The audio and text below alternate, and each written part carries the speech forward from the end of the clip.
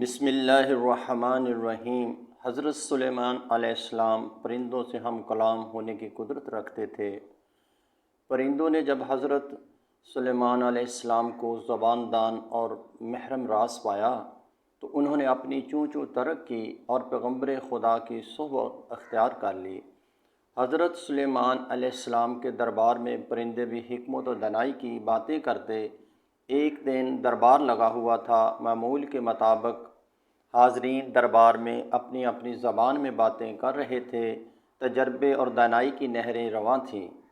اس روز پرندے اپنی صفات بیان کر رہے تھے اور ہنر بیان کر رہے تھے۔ آخر میں ہدہد کی باری آئی۔ اس نے کہا، اے علم و حکمت کے بادشاہ، مجھ میں ایک خوبی ہے جو عرض کرنے کی جسارت کرتا ہوں۔ داناؤں نے کہا ہے، مختصر کلام ہی فائدہ مند ہوتا ہے۔ میں اڑتے ہوئے بلندی سے زیر زمین پانی کا اندازہ لگا لیتا ہوں کہ کتنی گہرائی میں ہے۔ پانی کی خاصیت کیا ہے؟ زمین سے نکل رہا ہے یا پتھر سے رس رہا ہے؟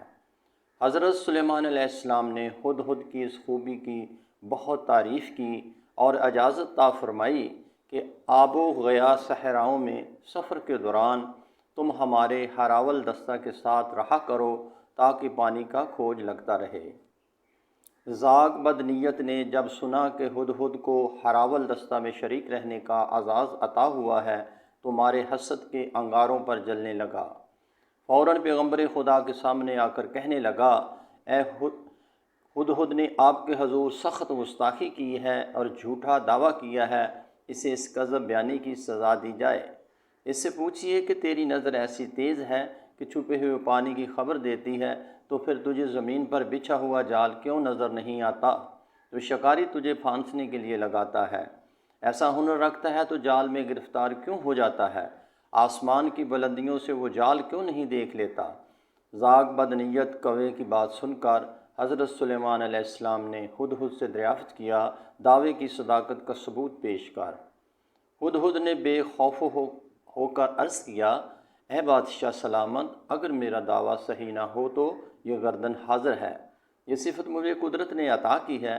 جب قدرت ہی یہ صفت سلب کر لے، جب فرمان قضاء و قدر جاری ہو اور میرا آخر وقت آ جائے تو نگاہ کی خوبی کیا کرے؟